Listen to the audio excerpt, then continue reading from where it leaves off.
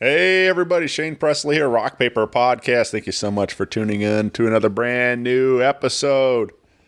Today's feature is Ed Akers of Local636. We had a lot of fun talking about their big party coming up for 636 Day. And we got into the podcast and all the things that Ed does around the community. So had a lot of fun hanging with him and talking, and I hope you enjoy it. Would like to say a big thanks to all of you that made it out to Debbstock and for your continued support with that show. We had a lot of fun, even though it was a rainy Mother's Day, but we had a great time, and thank you again to the Old Rock House for their support and helping raise funding and awareness for brain cancer. Yeah, it was a great time. We raised a lot of money, sold some shirts, and it was filled the Old Rock House with love again. It was a big smiles on everybody's faces, and hopefully we'll be back there again in May and 2024 doing it again. If you haven't yet, you need to come check out Friendship Brewing Company in Wentzville, Missouri, serving up all your craft beer needs. With over 25 rotating taps out there, they've surely got some beverages just right for you. And they've got all kinds of delicious food and great live music happening. Every weekend they do music out there. Thursdays nights is Single Bingo. So join us on Thursday, May 18th for Single Bingo night. Friday, May 14th, Josh Littig. And Saturday, May 20th, Steve Kyle. Sunday, May 21st, Lauren Hoffman. They're going to get all their food out, their burgers and nachos and pretzels and flatbread pizzas. Sit out there on the patio, large patio space to take in some of this beautiful spring weather we have going on. You got your outdoor bar there. You can play some games, have some fun, listen to some tunes, and just make a whole day of it out there at Friendship Brewing Company. Get plugged in with them on Facebook and Instagram and friendshipbrewingcompany.com.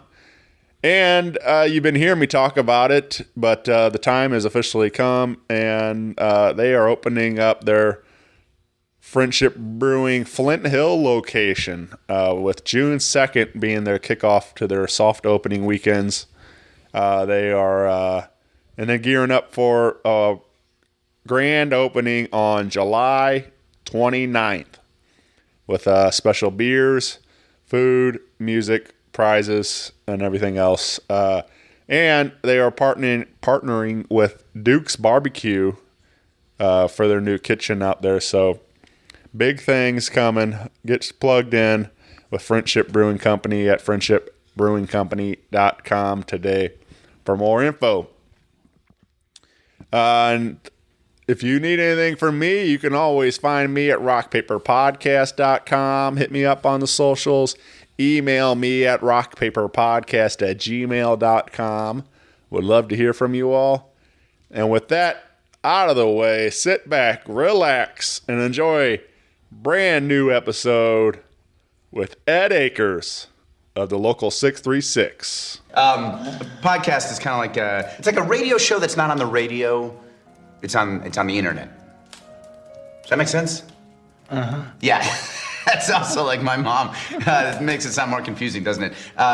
It sounds like this. Hey, this is Ed Akers of Local636. You're listening to the Rock Paper Podcast. Rock Paper Podcast. Scissors beat paper, paper covers rock.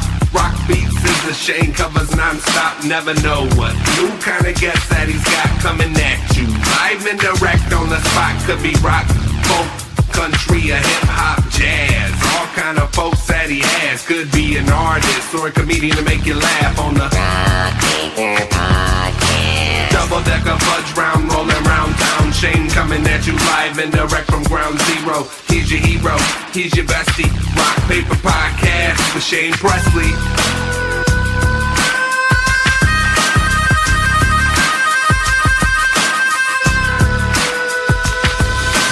Rock Paper Podcast. Hey, everybody. Shane Presley here, Rock Paper Podcast, coming to you from St. Louis, Missouri, out in actually St. Charles, Missouri today with Ed Akers. Yo, we're in the Afterglow, actually. The Afterglow. I named this. Yeah, man. Yeah. This is a super cool space you got here. Yeah, thank you. I'm pretty jealous. This is what I want to do someday. I kind of told you just before we hit record that I wanted to have plans to build, and I always kind of envisioned like building out the basement as like a little studio space for the pod, and have like hopefully have like hopefully a walkout where bands can load some gear in and stuff, and then kind of turn the rest of it into this man cave type of thing. And so basically what you got going on here, I'd copy and paste over there. So yeah, this is fun. It's a loft above the garage, and it's always been kind of my dream too, to have a place where I could put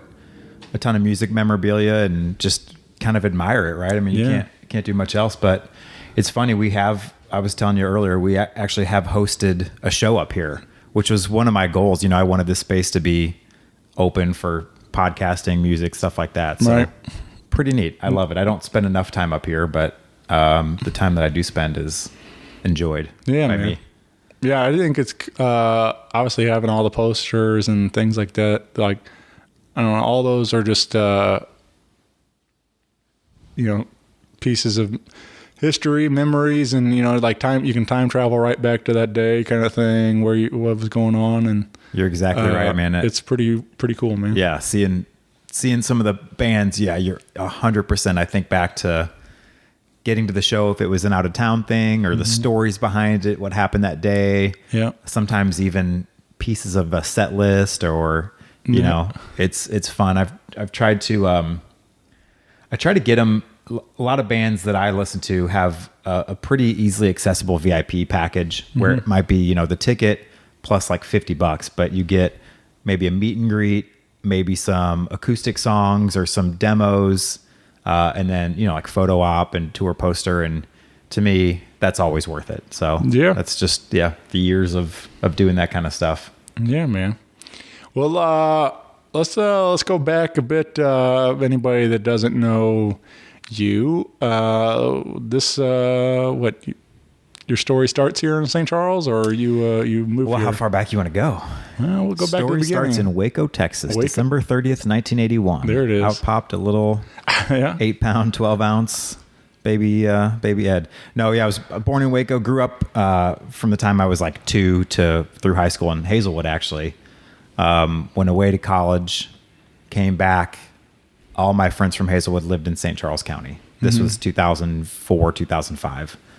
So we had always come out here to St. Charles in high school, like, because I grew up in Hazelwood. Right. And so Hazelwood was fine, but, St. Charles just had Main Street. It had just some different stuff. And, when you're 16, 17 and you get a car, you're like, well, let's go explore. So, we were always out here. And like I said, when I got back, everyone that I knew lived in St. Charles County. So that's when I moved out here. So 04, 05. Yeah. That's when you became an official resident. Yeah. Yeah. Yep. St. Charlesian. Yeah. Right.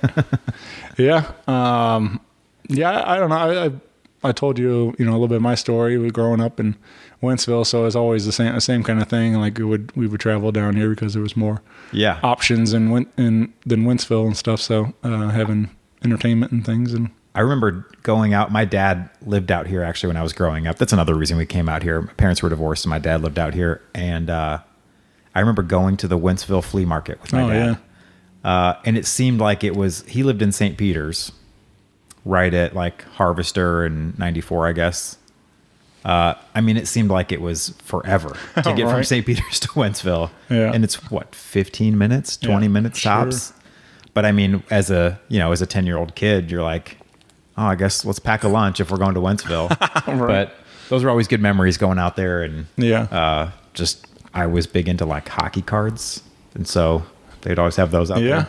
I don't know. Yeah, man. We used to, still every now and then when I get myself up early enough on a Sunday to go out there. But is it still open? Yeah. Really? Yeah. I think that just like everybody, didn't do much through the pandemic or anything, but I think they're as far as I know, everything's back going. I don't even remember where it was. I just remember it was a big gravel lot, and there was almost like not a shed, but like some sort of like warehouse-ish type building. There was like a hall, in the middle of it. I think it's all owned by like the Rotary Club or something kind of thing, that area. So it's just like a big loop parking lot kind of thing. And then... Is it an old drive-in, or am I making that up? I have no idea. Okay. I don't know about any of that, but could have been. Who knows? But we went to 2. We would go to one in Arnold too. Yeah. And so that could have been that one. But yeah. Anyway, we used to go up there, and then we'd hit donut time, or donut time. Donut time. It was the donut shop there, right by the tracks, and then West Allen Grill was right there. Also used to do like a breakfast buffet, and donut time's long gone now after I don't know, seemed like, I guess, with Walmart, Dearborn, Schnucks, everybody else, all the other bakeries and stuff, they just couldn't compete anymore. But, taking over. So, but I used to drive through like late at night. I used to work evenings, and you come through about 1 or 2 and smell those fresh donuts baking. It was dangerous, man. It's hard to beat. Yeah. A hot, fresh donut is hard to beat. We've got Donut King right here. Yeah. And if you can catch, my favorite is the chop suey. And if you can catch it when they're fresh and warm, it's hard to beat. For sure. Yep. So, but yeah, man. So I guess what made you first kind of start falling in love with St. Charles, and now leading into where your career and your I guess your passion about St. Charles and stuff. Yeah, it's a good question. Yeah. You ready for a long answer? Yeah. You can skip forward. Man, so I meddled in a lot of jobs. I wasn't really sure what I wanted to do when I got out of college. Right. I had have a degree in broadcast journalism, but that doesn't really go anywhere. I hopped around in sales jobs, and I finally, 13 years ago, 2010, landed at Farmers. Started my own insurance agency. And that's really when it happened, because that's when I really got to know the community, as just like a resident living in St. Charles, going to work and coming home. You go out to the grocery store, you go out to eat, you go experience the nightlife or whatever. But being self-employed, being an insurance agent, where you are literally have to get in people's business, right? Like you have to know about them. If it's like a business policy that you're doing, you literally have to know about their business. And so I think just years of doing that really just ingrained me to the people not only in my neighborhood, where we lived in Frenchtown at the time, but just in the greater St. Charles. With insurance, I know it's not super fun, and we'll get to why kind of Local636 started, but you have to like network, or you have to cold call, or some combination of those to get business, right? And so I always just preferred networking. And so that just increased it, right? So joining chambers of commerce, joining BNIs, which is like a networking group. Then in 2017, I joined this program called Vision, which is like a leadership program in St. Charles. That really drove home, because you're meeting so many people and players and learning how the county works. I could talk forever about Vision. It's a great organization, but that's really what kind of ingrained me in the community, was just getting to know those people involved, from government to nonprofits to just businesses and elected officials, people that just make St. Charles County work. And that's when that love got deeper. And that's, I guess all of it led to the formation of Local636, but it really started during the pandemic. We've talked about that a little bit. Right. Everybody got bored, I think, and everybody started a podcast or a side project or a YouTube channel or something. And right here where we're sitting, I started the Local636 podcast. And so there was somebody else started the brand, right? Yeah. So there's a company called Public Art Company. It's run by 2 guys, Dustin and Jordan. And I have known them I'm trying to pinpoint exactly how. Just from being in the community, they had a location in Frenchtown at one point. We had some friends in common. Like I went to high school with Jordan's brother. We went to church with some people that Dustin knew. So I'd known him for a while. Yeah, they started Local636 also during the pandemic, as a way to promote local business and to get people out and visiting restaurants and stuff during the pandemic safely, of course. But they had a deal where if you brought in a receipt, you would get either a free t-shirt or $10 off a t-shirt or something. They had, the logo and built up somewhat of an Instagram. So the story goes that I wanted to do a podcast. I didn't know on what. I thought music at first for obvious reasons, but you've kind of got that cornered here in St. Louis. And I don't think what I like, is far reaching enough to do anything. So my wife said, you should talk to other business owners. You have an interesting story of how you started. You know a lot of business owners. You know their story. And that's really what people like. And so I thought about it, and I approached Dustin and Jordan and said, hey, I've got this idea to do a podcast. I want to interview all people from St. Charles, business owners, interesting people, maybe cover some different kind of events. I said, you've got this Local636 brand already. You've got an Instagram. You've got logos. They're awesome at design. Awesome. Just hands down. Amazing at design. And I said, let's call it the Local636 Podcast. And it turns out they had wanted to do a podcast as well. Just, didn't have the manpower, time, et cetera. So yeah, we kind of partnered up there, and that's how the Local636 Podcast was born. And then what really started me with the brand, I was looking for the poster because I think it's over there. I'll show it to you later. But Emery, who we were watching earlier, I've hosted them a couple times before. Once at an old house, once in Frenchtown at Driftwood Music, not in Frenchtown anymore, but hosted them there. Around that time, they were coming back, and they always put out things on Facebook or social media saying, hey, fill out this form if you want to host us. Hosted them at La Belle Vie, and we kind of called it, I'm using air quotes, a Local636 show.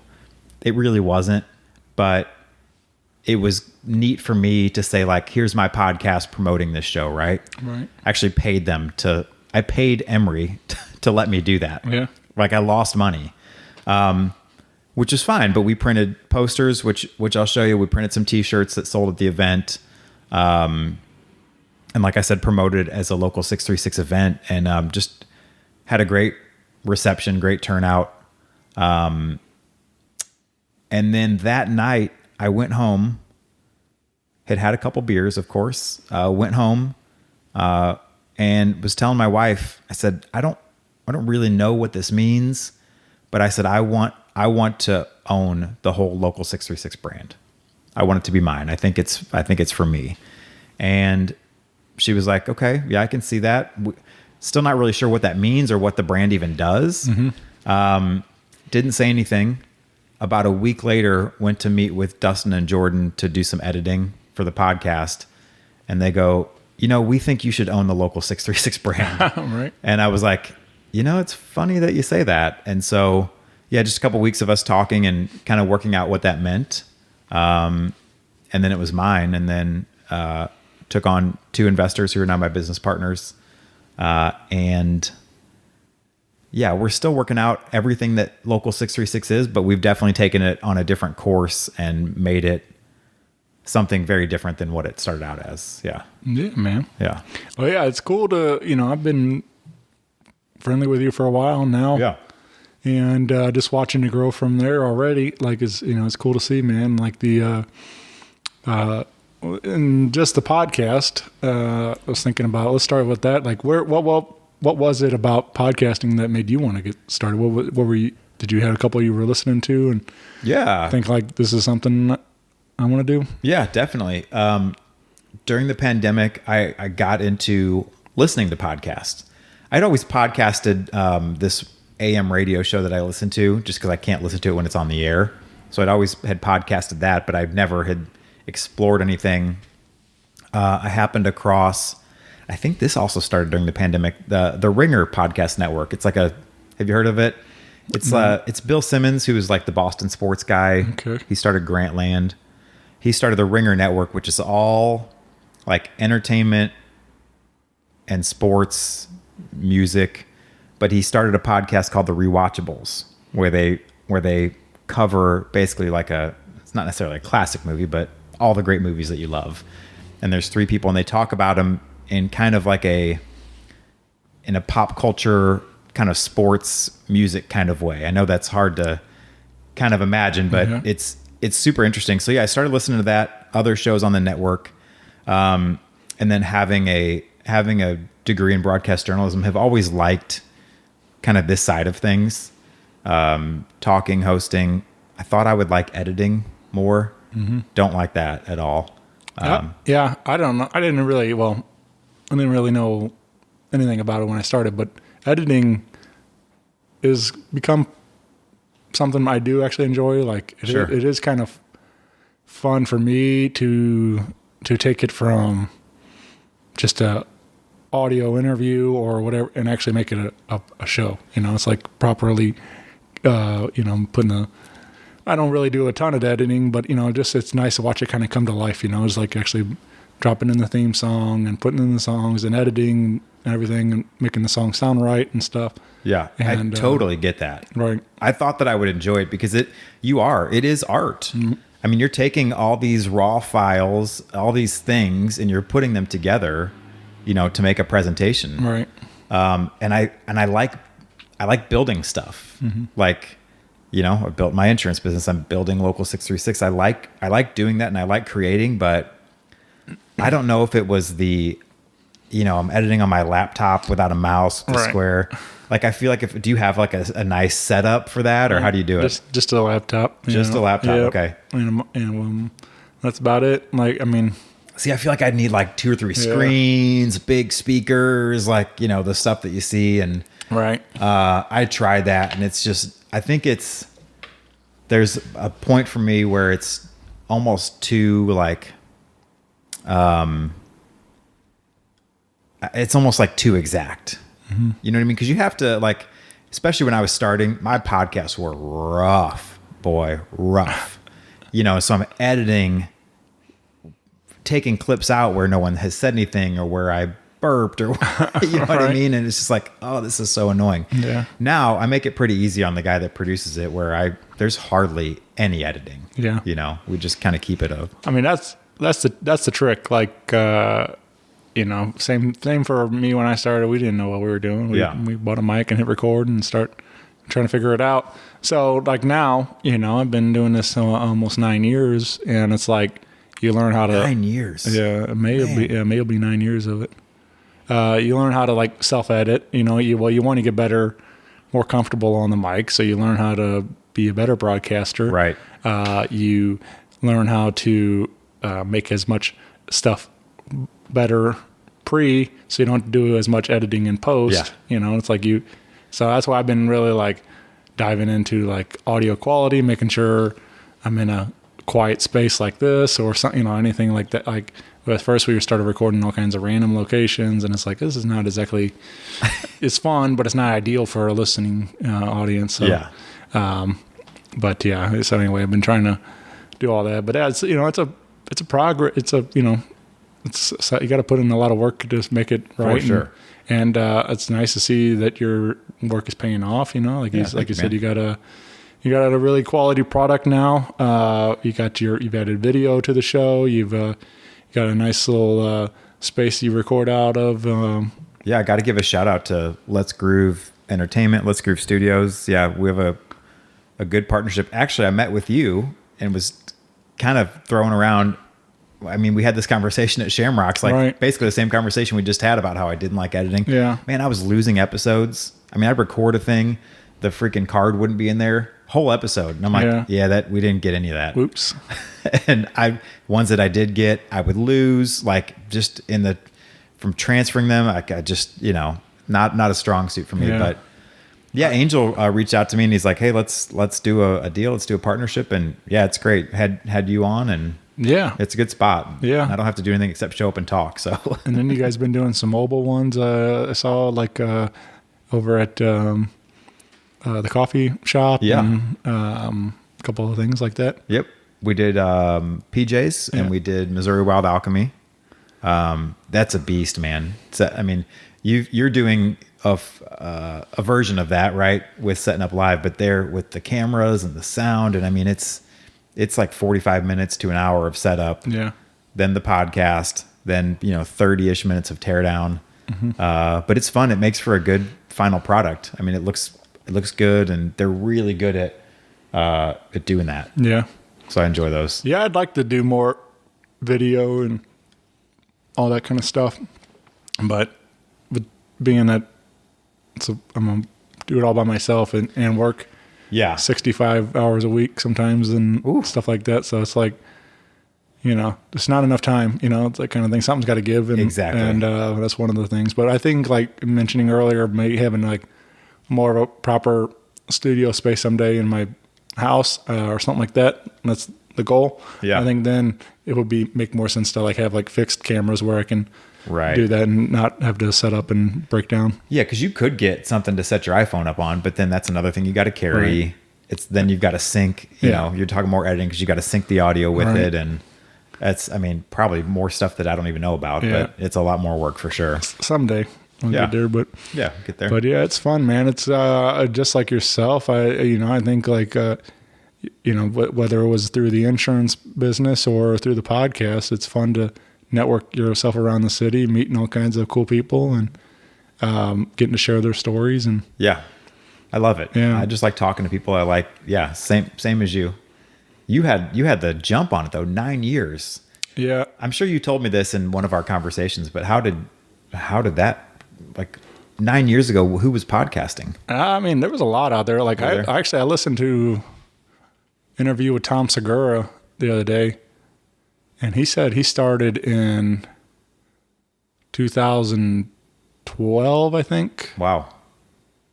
Or 10 maybe, something like that. So he's been doing it for a long time now. Yeah. And so, he's, somewhere 12, 13 years or something probably, whatever it was. But anyway, just like there was a lot of comedians doing it. I think that was like kind of some of the first guys that really learned that they could build an audience touring, and then you could use the podcast to plug dates and stuff in there, coming to their cities and stuff. Yeah. It's a real interesting format because, it's still kind of the wild, wild west, even though it has been around for 13 years or however many. I mean, it's not regulated. Right. It's not, you can kind of do whatever you want. You can say whatever you want. You can show whatever you want. You can have as many podcasts as you want. You can kind of use it for whatever. Yeah. I've had a lot of people like, you should go, work for the Point or do, this kind of, like, I don't know. Like, I think, those opportunities would be cool, but at the same time, I like doing what I do. Like, I like that I can record when I want, where I want, unedited, like I don't have to censor anything because of the, whatever. So it's nice to, that's what I like about it. Just the freedom that I can do whatever I want with this show. So yeah, exactly. It's kind of like editing. It's like, it's your creative expression. It's your art, Right. Yeah. But you've had some, quite a few of my friends on your show and already, and it's been fun to listen to some of the other ones that I don't know people and like learn their stories too. So learning, like I said, the Wild Alchemy, like learning a bit more about the medical marijuana side of things and all through their business, the cannabis. And that was interesting. I like it too, because I'm learning too, like just kind of as we go. And I think the most interesting thing to me about that one was the fact that it is so heavily. I said it probably a million times, but it's like I think so many people think you can just walk in and buy weed. That's not how it works at all. Right. You have to be registered. You have to go in with a guest. Like you can't even just walk in by yourself. Like you're with someone that works there. They're explaining things to you. You can't really touch anything. And so yeah, I like just kind of exposing that and just learning stuff. And it's fun to be in businesses. We're trying to get in more if anyone's interested in having their business on the Local 636 podcast. Yeah. It does cost some money to get us out there, but I think it's worth it. Some good exposure. Sure. Yeah. And we're talking about them today. So Yeah, exactly. Yeah. Yeah, I mean, like I said, it's just cool insight into our community. I think it's a cool thing you're doing. I appreciate it. With the podcast. And like I said, you can find the audio on all your favorite podcast apps. You got the video up on the YouTube channel. Yep. And you can follow along with Local636 on your Facebook and Instagrams. That's right. But we have a big celebration. We do. For everything, all your work you've been doing, and nice little highlight of our community here. And this is a Local 636 Day happening on June 3rd. June 3rd. There you go. Yeah. Thanks, man. So A lot of people get caught up with that around that point. It's June something. right, 314 day is really easy. Yeah. Because it's 314. which so last year I guess you did it on June 3rd at 6 p.m. Yeah, we kind of got to be creative with that last 6. Yeah, but- 6-3 at 6. So that one worked out really well for Yes. that. But this year we're still we're pretty close. We'll still be partying at 6 o'clock, but we're getting started a little earlier. Yeah, we're going to start at 3, and one of your buddies, and thank you for the, not really hookup, but for the introduction on this, Steve Ewing Yeah. is kicking off the day. I like that you say that's my buddy. Like, but yeah. Yeah, what? I said I like that you say he's my buddy, but yeah, he He's more years than mine. He is. It's still weird to me to think that Steve Ewing's my friend, but It's weird to me that he's opening a thing that I'm doing. Right. Like we were talking about the Urge off mic before, like when we were growing up, and it's just this thing of forget that they were from St. Louis. It didn't matter where they were from. Yeah. They were at the top of my list, yeah. And funny enough, man, there was a couple years ago, there was like an album challenge thing. I don't know if you saw that on my Facebook. Yeah, I saw that. It popped back up. Yeah. Just like clockwork, a memory. I think it was yesterday, and it was the Urge's receiving the gift of flavor. And I had I fancy myself. I like to think I'm like a music columnist, right? Where I can write this great, here's what this album means.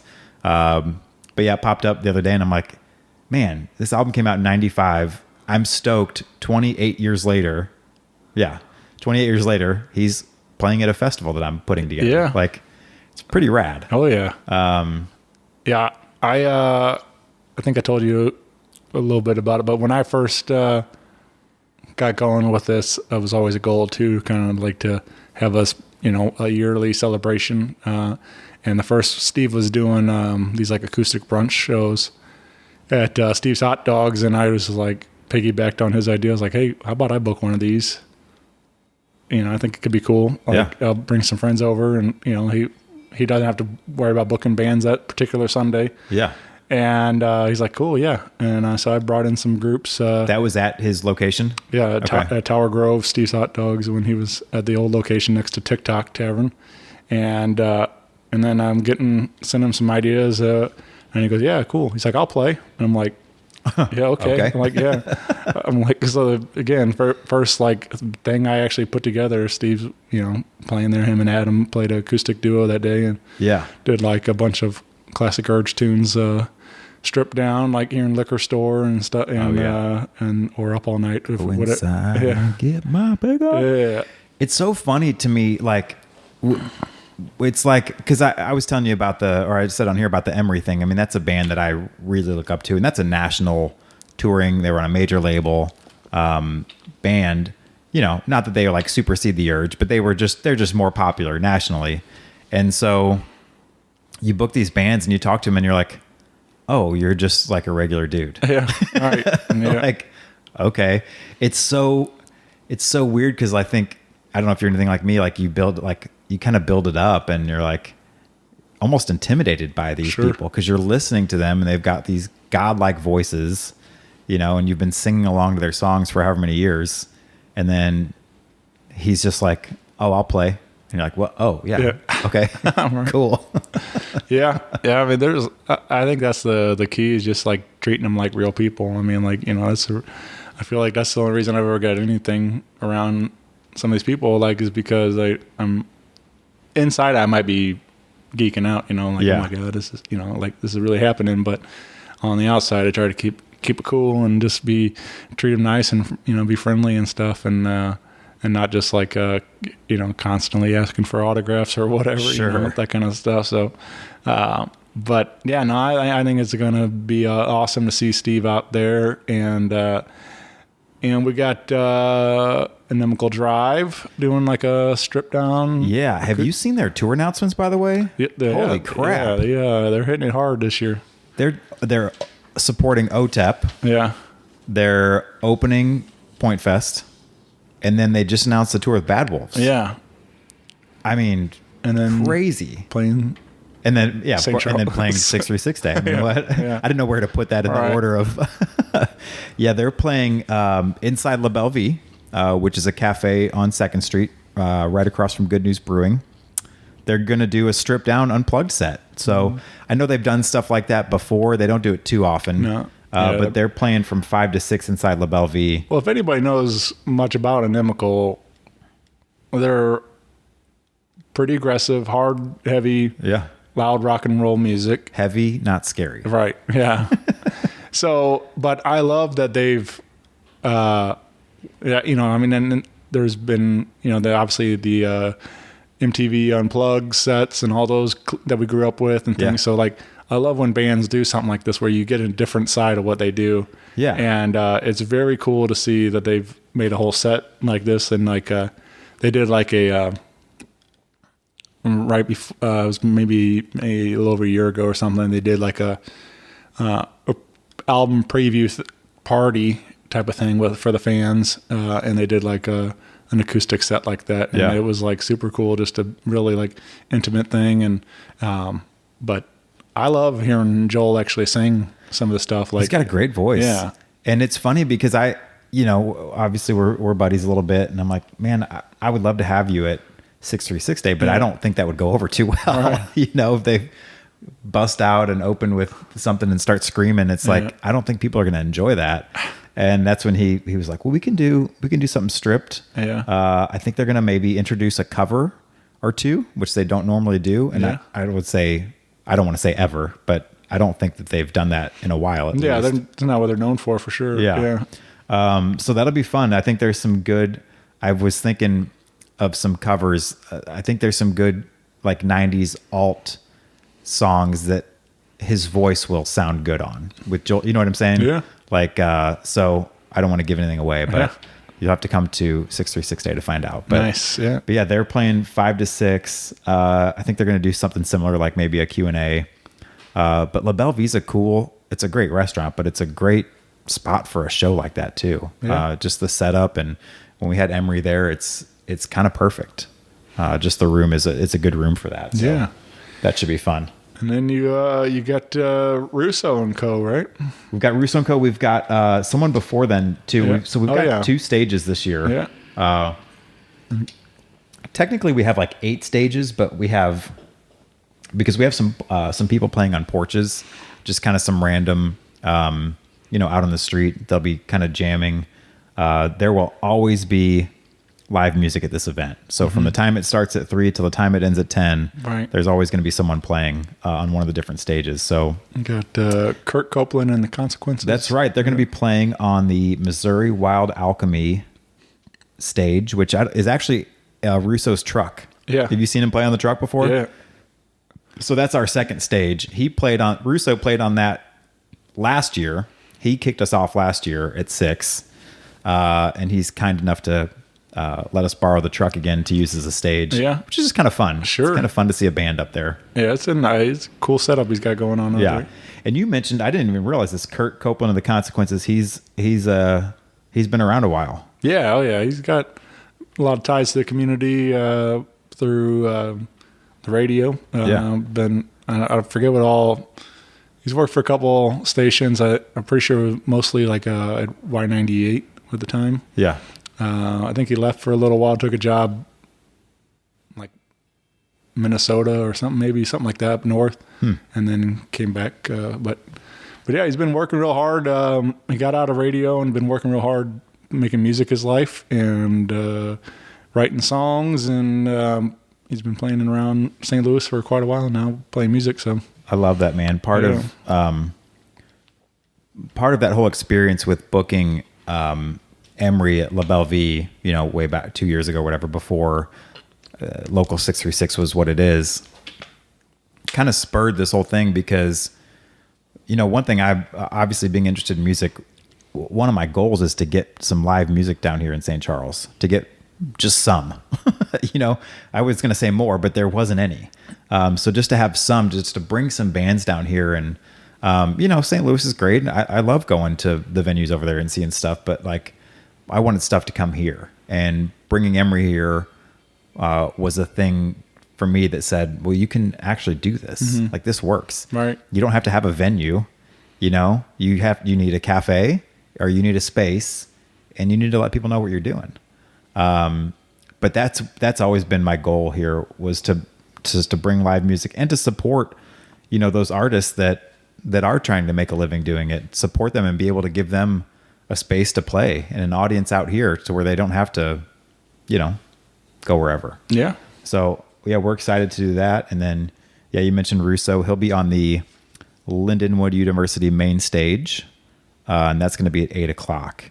He's got some stuff he's going to pull out too. There should be a couple surprises here. Right. 636 Day. Yeah, man. Yeah. Yeah, he's. I think it's fun. I was teasing him the other day. He goes, he said something about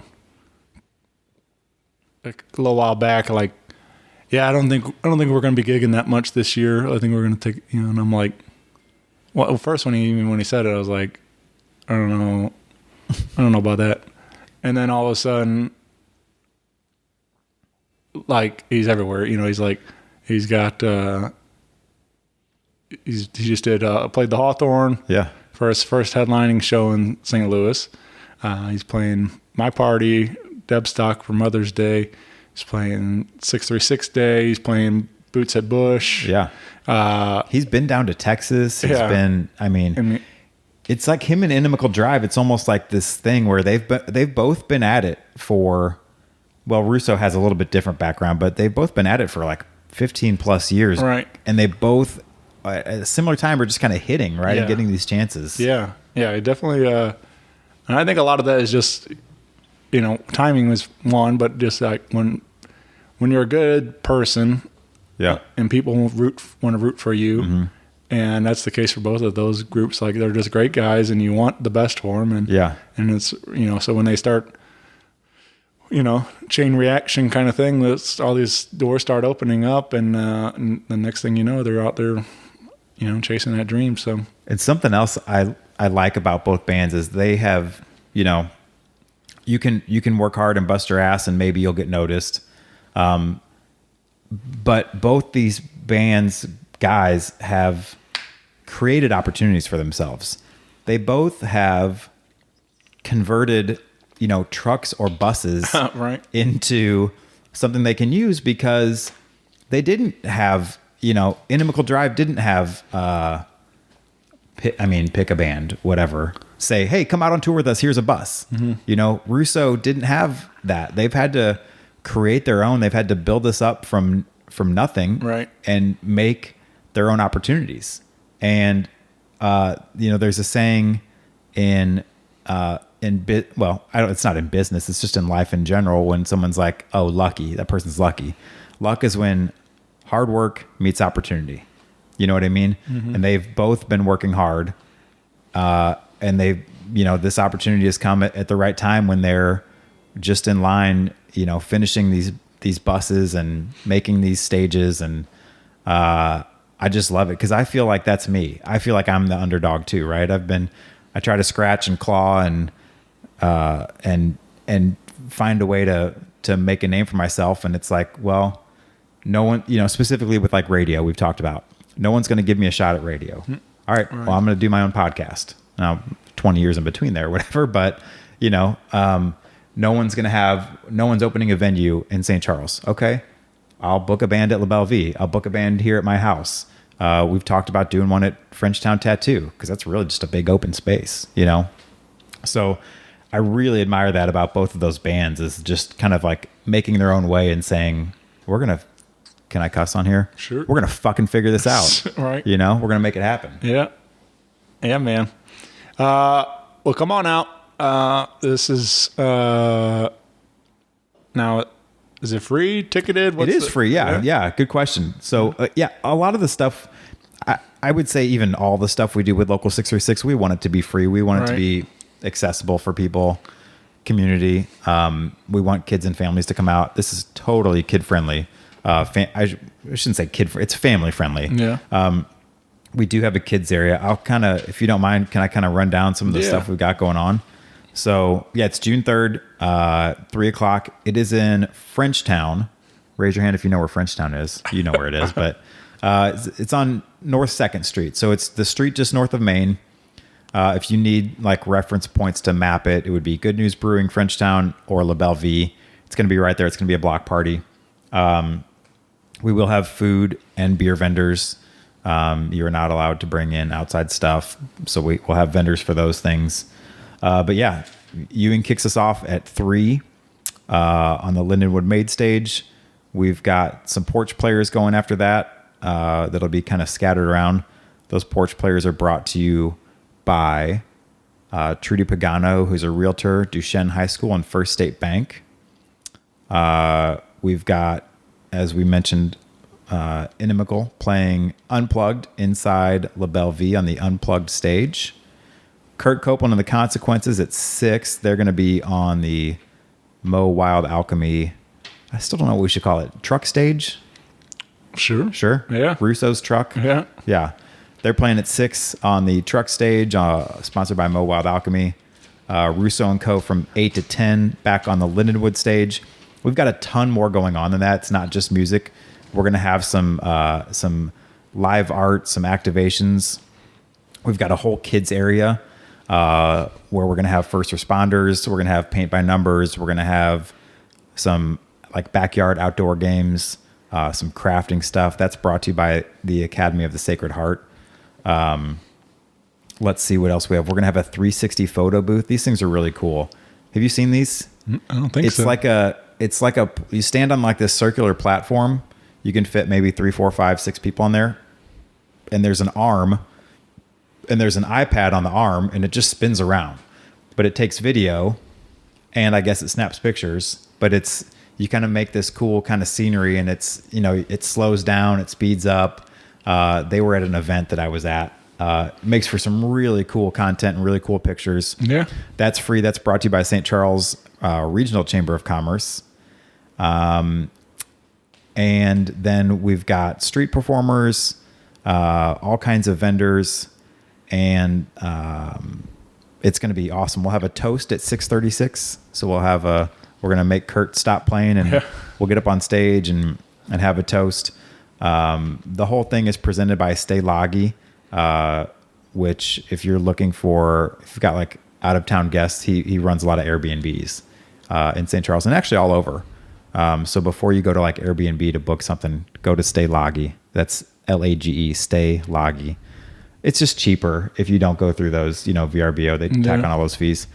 Local 636, of course, and then St. Charles City, who's just amazing to work with as far as, getting permits and getting the stage and helping us out with bands, and definitely wouldn't be possible without them and without our sponsors. So yeah, man. It's going to be an awesome day. Totally free. Bring your friends, bring your kids. Didn't you do like a live shirt pressing thing last year? So Public Art does that. Yeah. We've been wanting to do that. And as of last week, one of my business partners in Local 636 is actually our screen printer. She just bought all their equipment. So we are able to live print now. Yeah. And have you been to an event where they have that? I've seen variations of it. Yeah. Yeah. It's pretty cool. I mean, you just, you have a bunch of blank shirts, right. Designs, you kind of match it up and we print it right there. And it's just kind of neat. I mean, it's no different than how your shirt was made, but something about seeing that, in person and picking out your shirt and picking out your design. It's almost like, you remember those family vacations to like Florida or even like the Ozarks, where you airbrush your shirt. Yeah, right. Yeah. Something about seeing that done right in front of you makes it, makes it more special. Yeah, definitely. So we'll be able to do that. I'm not sure if we're going to do that at 636 Day, but we will be able to do that very soon. Okay, because you got a lot of great designs, like you're talking about these. So it's more than just a podcast. So you're obviously doing all this stuff around the community, but you have like a great brand, image and everything of Local 636, and where, you can come in and buy some shirts at some of the local shops, right? And yeah, definitely. Stuff like that. Yeah, thank you.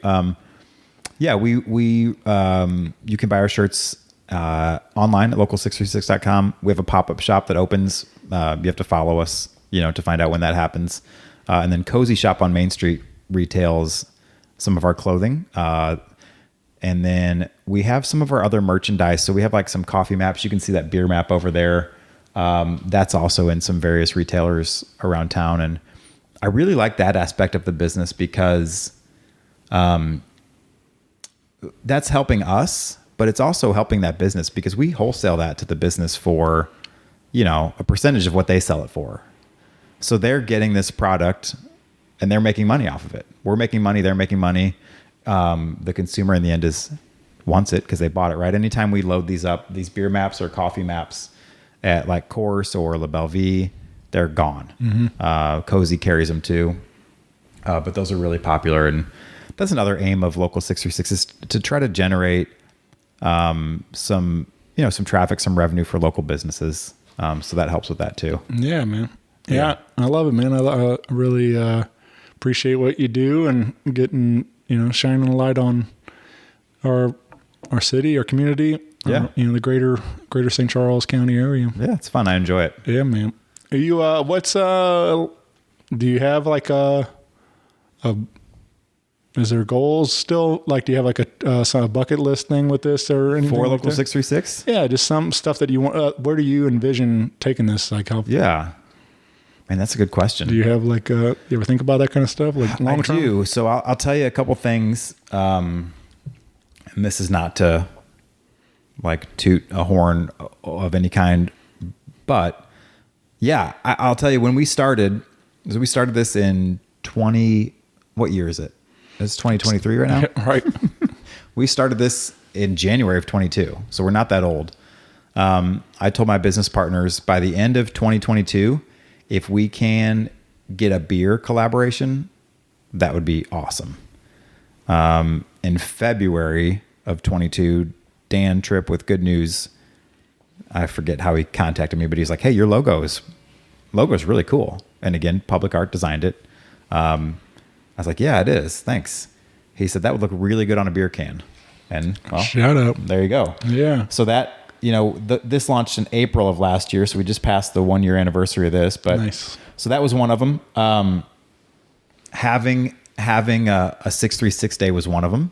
And the story behind that goes, like, it was around the time of our beer launch, actually. The city events planner emailed me.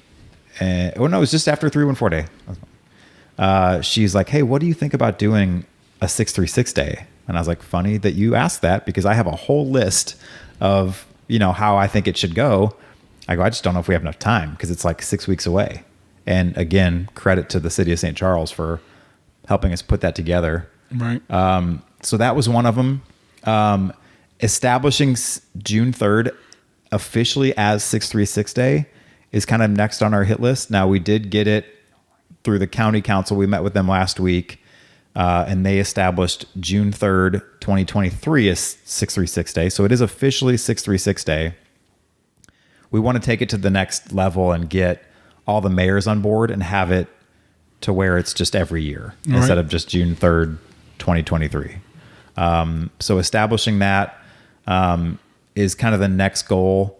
And then I think I do have some bigger picture goals. I don't know how real or attainable they are. One of them would be to have the Local 636 Podcast Network.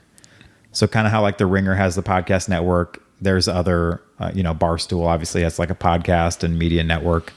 I can see a way, or I can see a version of that for Local 636 where you, for example, could be part of the Local 636 Podcast Network. And maybe that means, you can record in this studio, or I don't know exactly how it looks, but essentially it would be if you are a St. Charles podcaster, it doesn't necessarily have to be about St. Charles, but if you were a St. Charles podcaster, or if you have content about St. Charles, that would fall under the Local 636 kind of podcast network. I think that would be neat. And then I think, just having it be kind of synonymous with St. Charles. Like, when you think of St. Charles County, you think of Local 636. Yeah. That would be my goal. So they're kind of more abstract. They're not really hard, like boom, boom. We don't, me and my partners don't really make any money from Local 636. I mean, we get to do some cool stuff. Like, we get to go to cool events, and we get to plan this event, and we get to host cool bands, and we get to be a part of some really cool things, but we don't really make money. I should say really, we don't make money at all. And so, that would be one of the goals, is to get it to a point where it's generating some income for us. And so, those things. So we got some goals still to accomplish. Obviously, some things. I think it's going to be, like I said, it's exciting watching it grow, and hopefully we'll hit some of these goals here soon. And I mean, you're already checking a lot of these off at a rapid pace. With having. Yeah, it's kind of scary. Nothing. We need some stuff left to do. Not that. No, I mean, I think as we go and as we do more stuff, I think more goals will. Yeah. We're still trying to figure out what exactly this is and how it works, and move with a moving goalpost kind of thing. Yeah, it's exactly. Like it's constantly. I mean, I feel the same way. As the goals constantly evolve and change, whether through your personal life and with the business side of things. So, but I do think it's really neat that you. Have got the podcast going really well, and we got the business side of things. We got the big celebration, a 636 day now, and man, it's just really cool to see. So thanks. You were saying along with the festivities, Frenchtown Tattoos. Yeah, Frenchtown Tattoo Company is going to be doing some flash tattoos. Yeah. So they did it at an event at the Foundry Art Center, I think around Valentine's Day, and it was a huge hit. And so I was talking with the guys there. I thought it would be cool to do outside, because this whole thing is like it's a music festival, but it's a street festival, and it's supposed to have that kind of theme. And the owner was like, yeah, we can do that. And then the guy who handles their events was like, no. And I was like, yeah, I didn't think you could tattoo outside. So they're like, if you can find us a building to tattoo in. And so luckily enough, Mark and Melissa Hollander, who own La Belle Vie, are renovating the building right next to it, and it's going to be called LBV2. And they're going to do, it's like an event place and some other stuff, but it's not really going to be all the way done by 636 Day. And God bless Mark and Melissa. Every time I have a crazy idea, they're like, yeah, let's do it. So I was like, hey, you think we could tattoo in LBV2 on 636 Day? And they were like, yeah. Mark's got sleeves, and so yeah, they'll be set up there. They'll be doing some flash tattoos, as well as our logo, like our circle logo.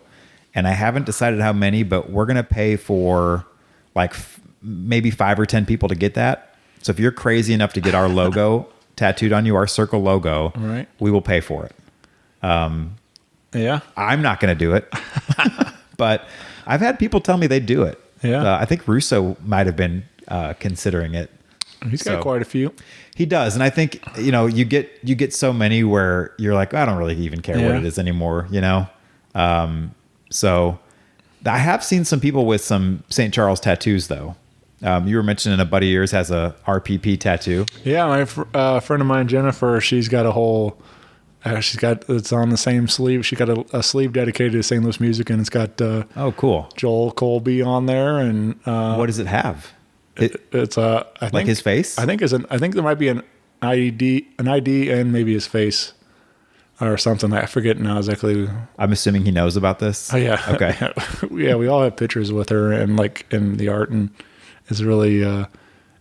I mean, when I first heard, she goes to Ink Spot out in Troy. Oh yeah. who's also super supportive of. I would say big ID supporters. Yeah. And so I got a text from Robbie that he was working on that, and I was like, "What the? Like, are you serious? Like somebody's like tattooing my logo on their arm? Like, is it your logo or what is it? Yeah, it's the older logo I used to have at the time, and but yeah, it's just RPP on there, and I'm like, I don't know. It's a weird feeling, man. Really, and like I mean, I'm incredibly excited about it, but at the same time, it's like I feel like a little obligation now to keep going. Like like now she's got it permanently on. Yeah, her there's skin. some sense of like responsibility of like right. Yeah, what's her name? Jennifer. Yeah, I got to do this for Jennifer. Right. This episode's for her. Got to keep going. Yeah. So I don't know, but yeah, she's got all kinds of our favorites on her arm, and that's cool. It's cool to see. Yeah, for sure. Yeah. So that's the only one though. So I don't as far as I know. The only one that you know of. Yeah. But maybe we could add it to the Frenchtown Tattoo Company flash list. There you go. Get you an RPP tattoo. But it is it's a really a wild feeling knowing that it means something to somebody enough that they want to do that. Like, yeah, so. I think we have kind of the same thing as far as like people want to be part of something bigger than them.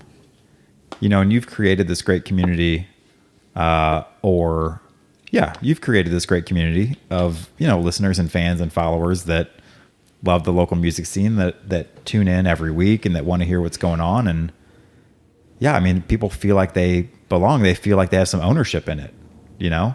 I think same with 636, same with bands, really. Yeah. That's what bands do. Sure. You create this community and, how many people have band tattoos? I have several, because you want to feel like you're part of that group, and like you want to let people know, hey, this is what I love, this is what I believe in, and right. Yeah, it's a cool feeling. What was your first band tattoo? My first band tattoo is my first tattoo ever. Yeah, and it's track 1 from Incubus's Science album. Bonus points if you know it. Yeah. I don't know. I don't know what the track is. It's Redefine. All right. So yeah, I think I just turned 18, and that song meant a whole lot. Still does. It's a song about not being put into a box, not having these limits put on yourself, kind of redefining what it means to be an X or an X. Or so for me, it's like, okay, yes, I'm an insurance agent, but like that's not who I am, right? Yeah, I'm a Christian that goes to church, but I'm not defined by that set of, whatever. I'm a music fan, but I'm not defined by that either, right? I have these different levels that everybody does. And so, yeah, that song just talks about that. And it's, it's not Incubus's first CD, but it's their first real CD. And so you put it on and that song just kicks in, and it's new metal, and it's fun, and it's hard and heavy, and just hit me, I guess. Right. I heard, I listened to Turbo on Sirius XM, and the DJ Cat was saying something on there the other day about what song gets you emotional every time. Okay. And then she said hers is, which song and album or what, or something like that. But she goes, mine is Incubus, and I think it was not Science, but it was whatever. Anyway, it was the song. The song was "Wish You Were Here." Oh yeah, that's from. It's not from Make Yourself. It's from Morning View. I think so. Yeah, and but she's talked about like that was like her wedding song or something. Nice. Or something along those lines.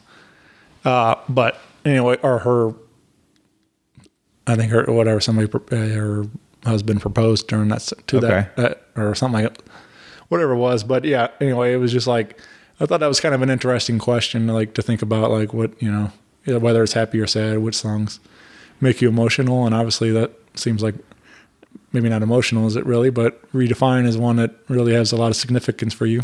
Yeah, not emotional in the fact that I like get emotional, but emotional in the fact that like it reminds me to kind of live that out. You know what I mean? Yeah. To not be put into a box, and to try new things, and to be kind of be yourself and be who you are. Yeah.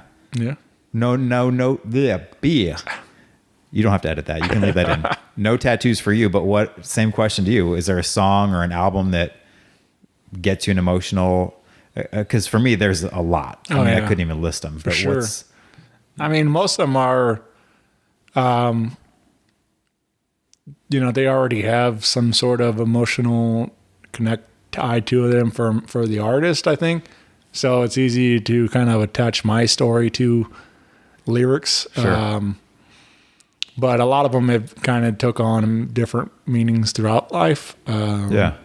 There's one, Will Hogue is one of my favorite writers, and he's got a song, and it's just like about a kind of blue collar guy, it's called Strong, and it actually ended up becoming a Chevy pickup truck commercial for a while. Now, you hate or love when that happens? Because I'm like, damn it, that's my song. I mean, I'm for him, I was glad because I'm glad that more people are getting to discover his great music and stuff. So hopefully that's the case. More people, bigger shows for him and everything else. So, but anyway, that song Strong, I was always thought it sounded like a story about my grandpa kind of thing. And then cool. and then, so when he passed, it was even more emotional, behind it. But, and the same kind of thing, there's a song, Tyler Childers, has, and he's talking about, this woman and they, buried her, and then her saying, boys be good, boys be good. And, it always gets me, in the feels every time, and usually crying and stuff, because I think about my mom and, stuff like that. So there's a lot of these kind of things like that, it's usually where music takes me, if I allow myself to, but for the most part, that's why I do love music and songwriters, and especially ones that can make you feel like that. So it's like the universal language, man. It connects all of us, I think, because people from different backgrounds, from different parts of the world, can feel the same thing from a song. Yeah. People from all over can go to a concert. You got 20,000 people there that have different religious, political, financial situations, everything. Right. But, when somebody sings that song, they're together. They're feeling the same thing. They're singing together. It is so cool. I mean, I love it. It's nothing like a live show. I mean, a live show, a song that may not make me teary-eyed or something, seeing it performed live just amplifies that, especially if you hear other people singing, or if you see other people affected by it. Yeah. Dude, there's a real thing with all that, the energy in a room, and the excuse me. Gosh.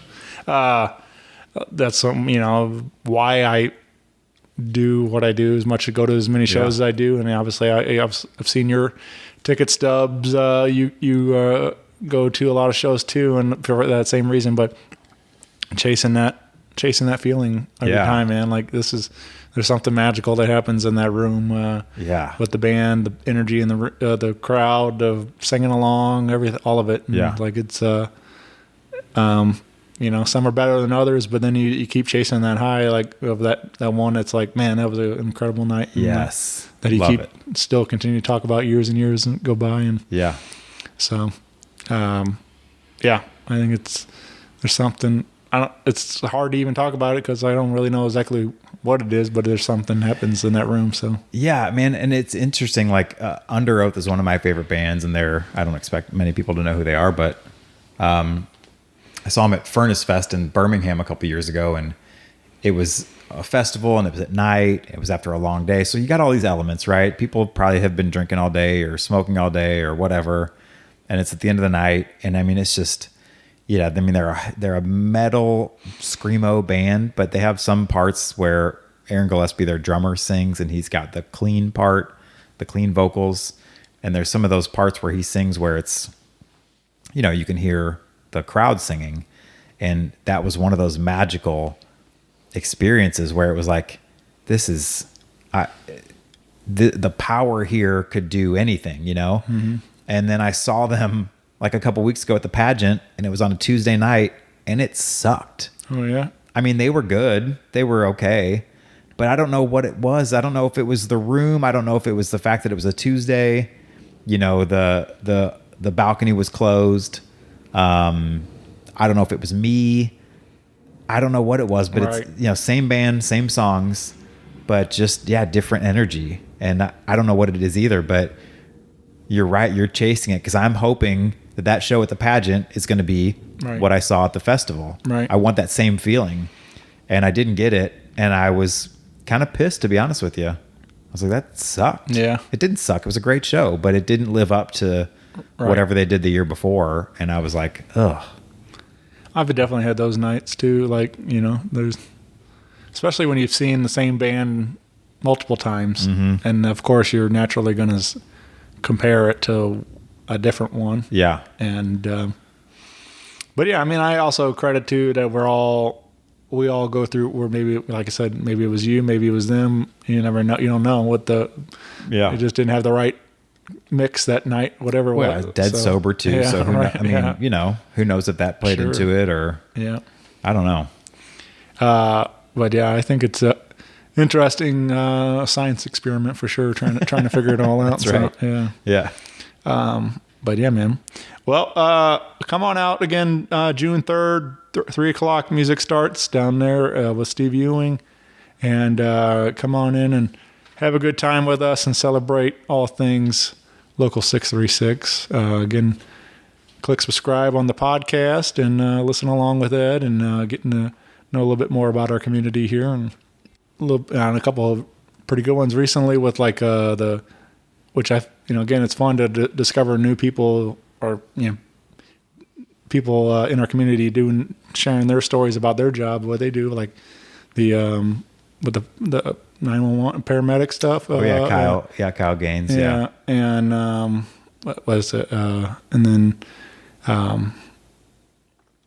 but just with the heating and cooling, right? Oh yeah, that episode's coming out tomorrow, actually. Yeah. So that's I saw that highlight, and you know, things like that. Like, these are everyday people in our community doing their job and sharing their stories about how they, you know. So I think that's cool, man. I think, like, you know, it's a lot of fun just to meet, and whether even if it's virtually through a podcast and the speaker and stuff, but just getting to know a little bit more about these people. Thank you, man. I appreciate it. So, thanks for having me. Yeah, absolutely, Ed. This has been great, and hopefully we can continue to work together and collaborate and make fun stuff happen for our city, and for sure keep spreading the good word, building up this area, and letting people know there's a lot of cool stuff in our city. So definitely. But thank you for spending some time with me today, and I'll see you soon, my friend. Thank you. All right. Bye, everybody.